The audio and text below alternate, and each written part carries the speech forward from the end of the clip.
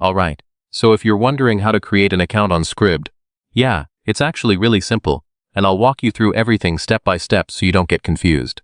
First, open Scribd on your browser, or download the app from the Play Store or App Store. Now on the homepage, look for the Sign Up button and click it to start creating your account.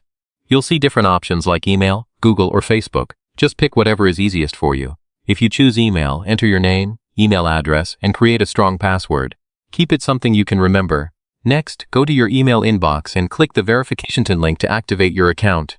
Yeah, this part is important. After that, you'll be logged in. Now you can set up your profile and choose your reading interests like books, business, or education. Once you're inside, you'll see your dashboard with recommended books, audiobooks, and documents. You might see a subscription plan. This unlocks full access, but you can still explore some previews for free. And yeah, that's how you create a Scribd account. Once you're in, you can start reading or listening right away.